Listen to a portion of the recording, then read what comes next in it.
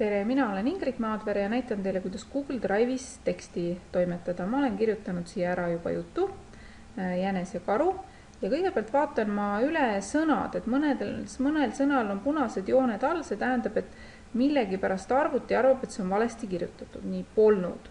Polnud kontrollin üle, kõik on õige ja siis ma võin valida, et eira kõiki, siis ta loeb selle õigeks. Sõpru, siin ma olen ikkagi valesti kirjutanud. Nüüd soblik, mina mõtlesin, et see on nimi ja nimi võib selline olla, parem iire klõps, eira kõiki. Ja millegipärast loeb ka siin sõnastik naad valeks, aga see ei ole üldse valesti kirjutatud. Teen parema iire klõpsu, eira kõiki ja igalt poolt loetakse, et naad on õiged. Ameerikasse on ka õigesti mul kirjutatud. Saidki on ka õigesti.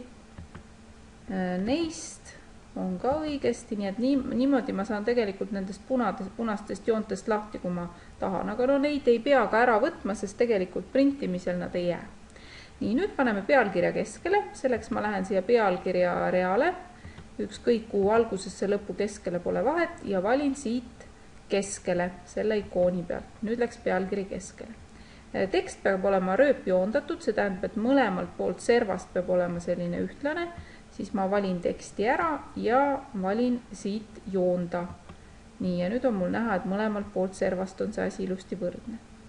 Nüüd tegelikult peaks see tekst mul olema Times New Romanis ja 12, selleks ma nüüd selekteerin teksti ära, kas ma lohistan üle teksti või siis vajutan Ctrl+A ja siit siis fondi alt valin Times New Roman ja suuruse valin 12.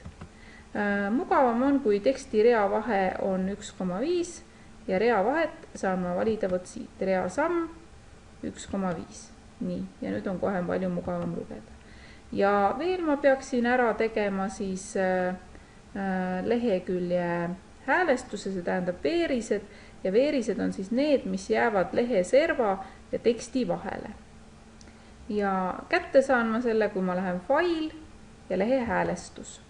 Ja siit ma näen kohe, et ülemine on praegu 2,5, alumine on 2,5, vasak on 2,5 ja parem on 2,5.